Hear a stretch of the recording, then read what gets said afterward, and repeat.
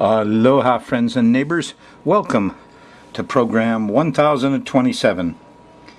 This is Rollin Frost, Cone Astrologer, scratching out a living in paradise. We're going to cover the second week of August 2016 in the sky mirror in a moment.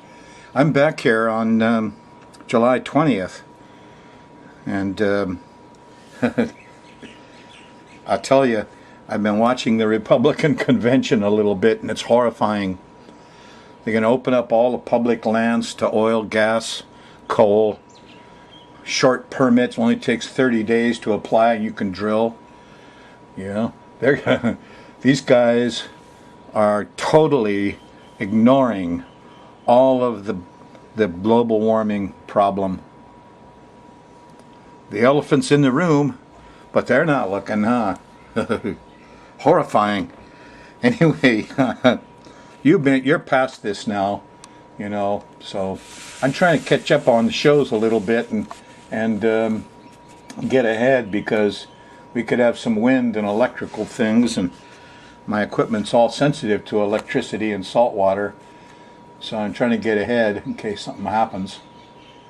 Here's the chart. You know what's happening? The big thing for you is Saturn here. Saturn is stopping and going stationary, direct.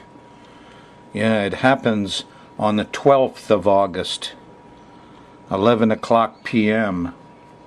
Saturn goes direct. This can be chilling, even though you're having a heat wave. It's amazing that the convention is going to burn everything they can find right now. And they're having a killer heat wave all through the area. Amazing. They're walking around with blinders on.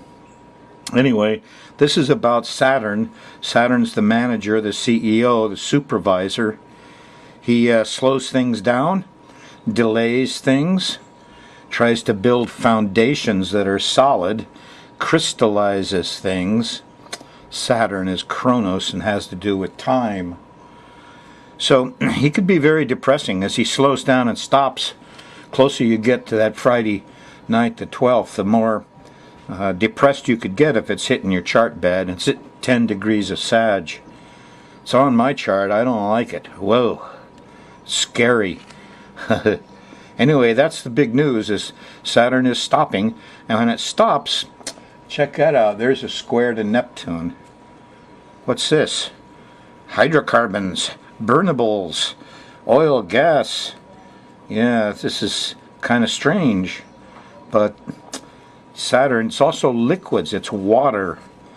You could wind up having no water, being all concerned about drilling for oil. So the other one over here is Venus. Venus is going from 0 to 12 Virgo in your next week. So by the end of next week, about the time Saturn stops, Venus will be in square to Neptune, and opposing Neptune and squaring Saturn. Now Saturn, keep your daughter home. There's going to be some young girls getting big trouble, especially with drugs and liquids and confusion, and man, they could be misjudged so easily. There's probably going to be some drownings. There's probably going to be some lost girls. Anyway, Saturn is going to make a big deal out of it, and he's really quite dangerous. So he pops up mostly on Thursday, Fridays for you. Let's take a look at it, see what's going on kind of day by day. The sun's in Leo, going from 13 to 23. At 23, it makes a nice trine to Uranus. So by the end of next week for you, there'll be a lot of common sense. There'll be enlightenment from this mental enlightenment planet Uranus. He's electrical, he's scientific, he's common sense. And that should fall in place. Maybe somebody will think we need to do something about the environment, because Uranus is the environment. In la catch, I am another you. We all share the same air. Get real. Anyway, that just falls in your lap towards the end of next week, because the sun's right there at 23 Leo, in Nice trine to it. However, it's not going to like Mars too much down the line either. The heat. Mars moves up there and stops on Saturn. And that's going to be interesting. There could be heat deaths at the same time. Politicians get angry and managers get angry and aggressive and selfish. And what was it Alan Greenspan said? We expected the CEOs are going to take care of their stockholders. The big crash. No, but they didn't. They took care of themselves. So watch the politicians. Yeah. Let's look at it day by day. You're watching the show here on Thursday. The moon's in Virgo. Virgo goes from here to there. And you're in the Venus zone. You know, well, you were Thursday morning, and Wednesday night the moon went by Venus, so you're still probably feeling it a little bit. As you get into your Thursday night, here's a nice trine to Pluto. There's some discovery.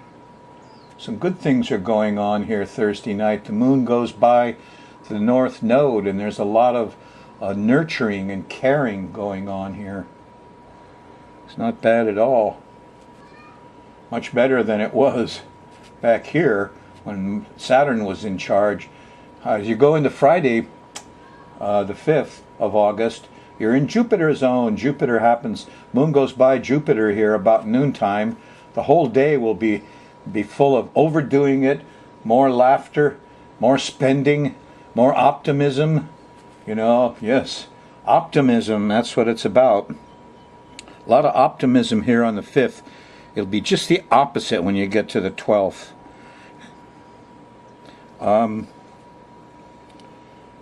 Saturn is pessimism, Jupiter is optimism. So, you know, let everybody go and buy all this stuff. And the market might even go up various places, only to come down like a rock on the 12th when people get scared. Used to be that when people got scared and Saturn was in charge, gold went up because they'd all go out and buy gold. It's kind of controlled now. When Jupiter's in charge, like it is Friday, everybody spends their gold to go expand into new things, and gold would go down. Well, these are the two business planets. Jupiter's the lawyer, Saturn's the judge. They're always working together.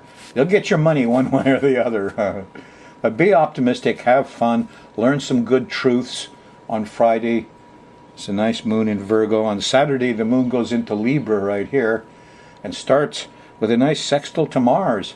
You can get up early and go exercise and repair things and do things, you know, to mitigate the heat. And this is a pretty good time. It may be that the hurricanes and the winds from passing hurricanes have died down on the islands by now. Maybe not. This is still kind of close to the Uranus station. So you're still in the zone, as am I. But Saturday feels pretty good. The heroes are out. Get physical stuff done on the morning of Saturday. In the evening, here's a nice sextile to the Sun and a nice sextile to Saturn. Good solid plans, good planning, good management happens. Stay up late. Make a solid plan Saturday night, the 6th. Sunday morning, get into a little emergency here just around lunchtime or before lunch when the moon, you know, squares Pluto. Eek, a bug. A little panicky. A little jittery as you go through Sunday and the Libra moon. When you get to Monday morning, here's the opposition to Uranus. The wind is there. Eek. It's shaky. It's quaky. The high winds. There's hurricanes lurking out there. Yeah. And you're still in the zone 20 days after July 29th. So you won't be out of the hurricane zone in Hawaii. And so this is a likely time for you to see some action from Uranus. And you could feel a little separated. You could be ticked off at the utility companies. Yeah, they're Uranus, the electric company. What are they doing? Monday night late, the moon shifts into Scorpio. Thank heavens. The jitteriness goes by. And here early Tuesday morning, This is like 3, 4 in the morning. Here's Venus. Here's a nice sextile to Venus Tuesday morning. You know, stay in bed late, enjoy the sweets and the love, and feel sexy. It's a pretty good time. Moon in Scorpio. Venus likes Scorpio. She's very sexy. Scorpio's a sexy sign. Here's Neptune and Mercury. There's music. There's dance. There's poetry. There's inspired writing. The priest, artist, doctor, musicians are all out and speaking out. Yes, you can discover what they're really saying real late Tuesday. It's actually 1 or 2 in the morning Wednesday morning. There's a little sextile to Pluto. What did they say? Is that true? Because, you know, Neptune will spin quite a tale. Yeah. Republican convention. Eek! Here's the square to the sun. The moon squares the sun Wednesday morning. It's hard to get a plan going, get your ambitions going. But you'll get some truth and wisdom Wednesday night. The moon sextiles Jupiter, and there's some optimism around. Better hold on to it Wednesday, because Thursday the moon goes into Sagittarius and the SHIT starts to hit the fan. It goes by Mars. First of all, too much heat, too much anger. What are you protecting? Road rage. You know, here's a square to Neptune. There's no, the higher heart is gone, compassion is gone. And here's a conjunction to Saturn. So Tuesday, in the middle of the day, you know, there's a bad smell. In the afternoon, Saturn comes along and thumps you into the evening. And so this is a really nasty Thursday. It's no fun. Don't plan to have happy success there. It ain't happening. No, in fact, the Neptune thing is the last one. That's about midnight. The bad smells come up, and problems with liquids and rains and things, chemicals. And shit, a couple of mosquitoes gave somebody dengue, and they're spraying the whole island. Neptune's out of hand. Saturn can't stop spraying. Saturn can't stop leasing the public lands, all the oil and coal and gas that we all own together, and the next 1,000 generations of your kids and grandchildren own. They're taking it, the greedy buggers. Yeah, by now you realize Saturn is Republicans, Jupiter is Democrats. Here comes the judge, and you won't be happy about it on Thursday. Well into Friday. You probably won't get loose of it until you get through Friday. There's a little break in the cold and the cloudiness here Friday afternoon, Friday night really. But it's difficult. You're probably not going to see much clarity. There's Jupiter square, overdoing it on Friday. On Saturday morning, though, here's a nice trine to Uranus. And the sun was trined here Friday night, so you started getting ambitious on Saturday morning into the middle of the day. You've got technical power. You've got wisdom with numbers and plans and common sense. Use it. Wake up, you'll see through a lot of this stuff that these guys are doing. Somebody just told me to go watch the movie, The Big Short. It's a long movie, but it's really, I didn't understand that real estate mortgage, bubble. Up till I watched that movie, I didn't know what a lot of those words meant either. Anyway, it's a good movie to watch. Check it out. It'll teach you something about Saturn and bankers and money and all the shenanigans that they play. Good entertainment for Saturday morning. The Big Short.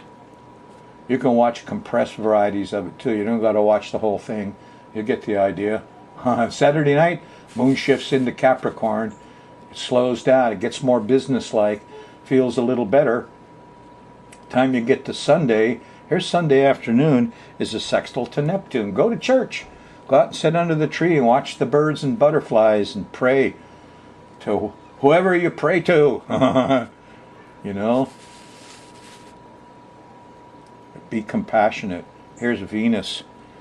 There's homeless young girls out there too, and some of them just got into big trouble. All the homeless people. We need more compassion in this country. You'll see homeless people in jail if the Republicans take the election. Sorry to tell you, but that's the way it is. Pluto is here.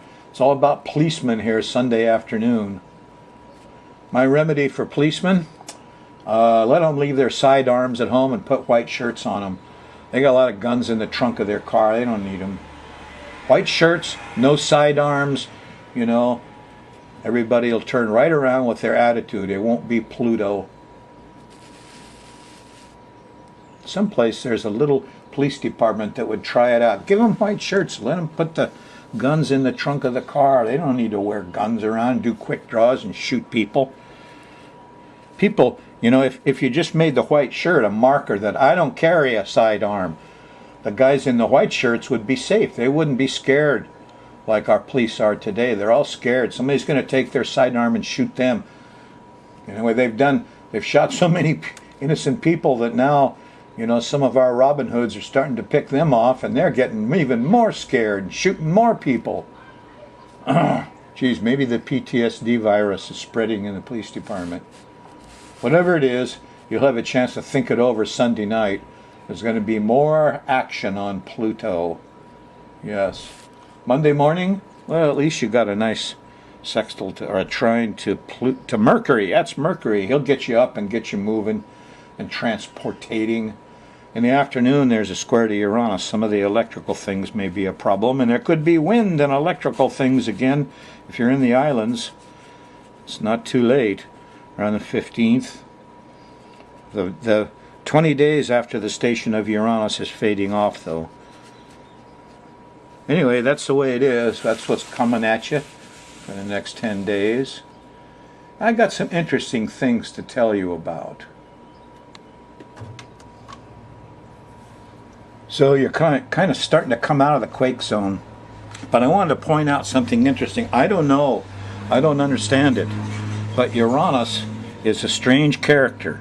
What happens is it'll move up and stop at a certain point. Let's call that 24 degrees of Aries, 30 minutes, and then it goes back, and then it goes forward, you know, and then it comes back, and it stops there at 24 degrees, 30 minutes of Aries, and goes forward. So it makes two station points at just within a couple minutes of each other. In this case, we're talking 24 Aries, 30. So what I did, I said, well, he's coming back to repeat the same stuff he did before.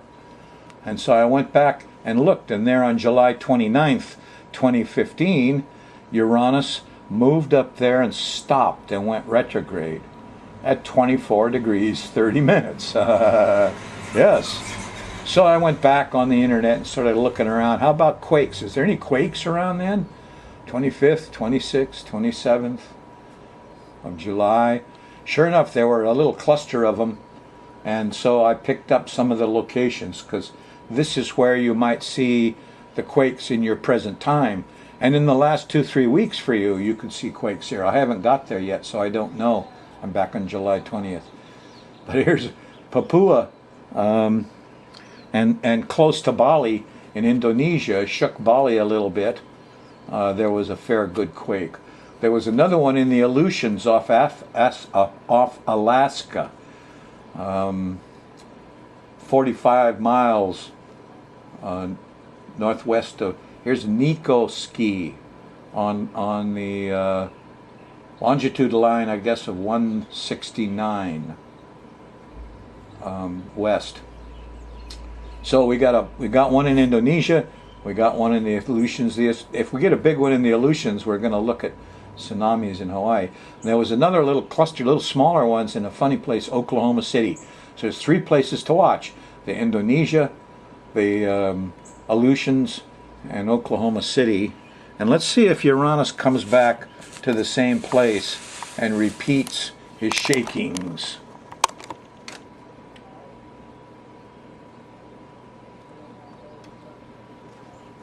You've seen the Antikythera mechanism from 2,000 years ago on the History Channel. It cost $1 million to get one of those in those times.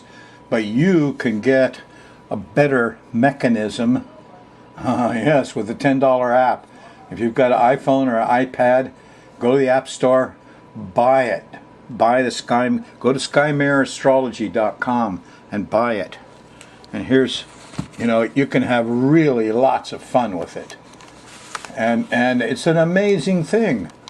You know, just amazing the kind of stuff you can do. There it is.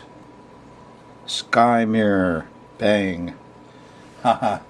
And here's what you get. This is the chart of now. And it's really accurate. It's much more accurate than the regular stuff you see on computers, because it's not only super GPS accurate, but your elevation is taken into account too. And what's going on? Here's the public scene up here. Here's you. This is the way you feel, the ascendant. Here it's the conditions at home, the descendant, this angle. And up here is the public scene, this angle. And there I moved it back just a little bit. See Venus? Now, this Venus is the pretty girls with the long hair and all the long legs, and everybody likes to go see Venus. Let's put her a little closer there. What's this? Got to move 1 minute at a time. If she's like 2 degrees off after you leave the house on this chart, you'll see her 8 minutes later. Remember the work I did on this? Yeah. Okay, there she's really close. Maybe don't go past. Anyway, this is kind of weird, amazing stuff, because if you go out on certain charts, put any planet up here. And here's Mercury. We're going to put Mercury up there. I like to go watch Venus myself. You can't beat a pretty girl. So there's Venus, a couple degrees before the midheaven. And you go out 8-10 minutes later, there'll just be girls all over the place. The dancing troupe from the Hawaiian hotel will show up. How can this be? How could you do this? Are you manipulating reality? It appears so. I showed you some shows back what happens 1 degree off, 2 degrees, 3 degrees, 4 degrees. And I had some astounding results, remember? Like I went out once, kind of looking to see dancing girls, and what I got was beautiful birds and the sweetest little puppy dog you could ever see. Another time I went out, it was 3 degrees or 4 degrees off, and a sweet little lady with her boyfriend, and the girl actually climbed up on the wall and danced around a little bit. I showed you that.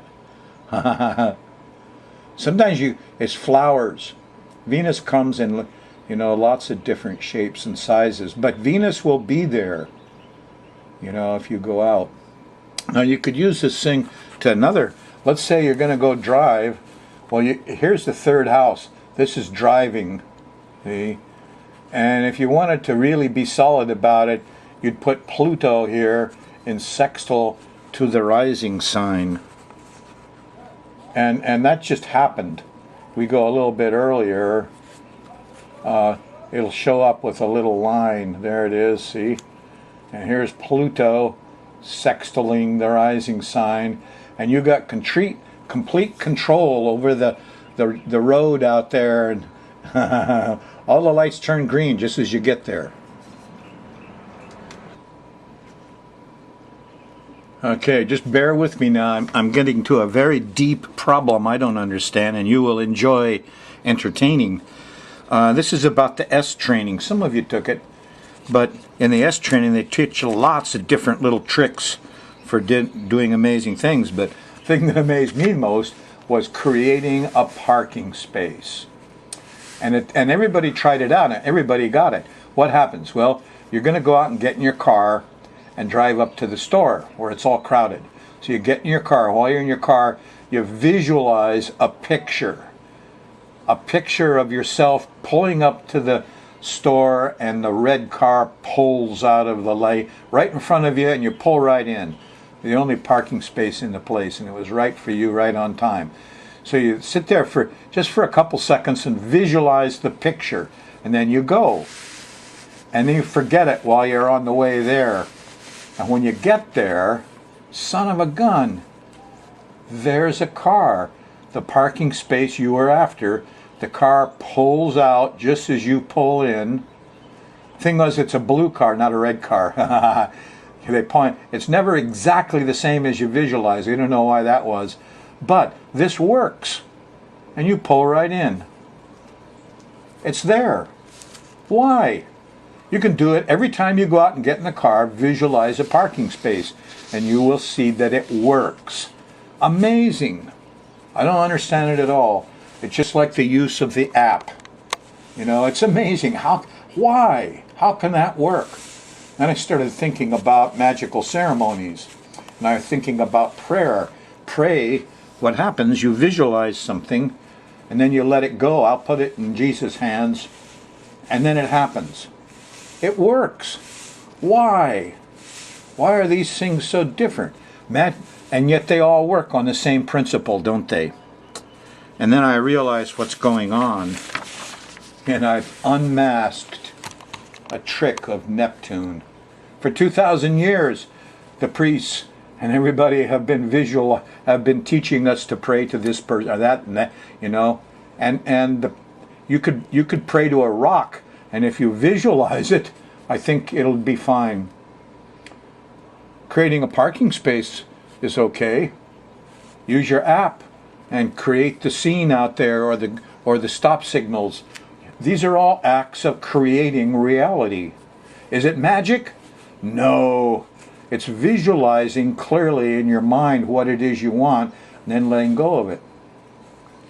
I have a suspect that if you got, a whole lot of people together, that's in the Bible, the more people you got together doing a prayer, the stronger it is, the more it works.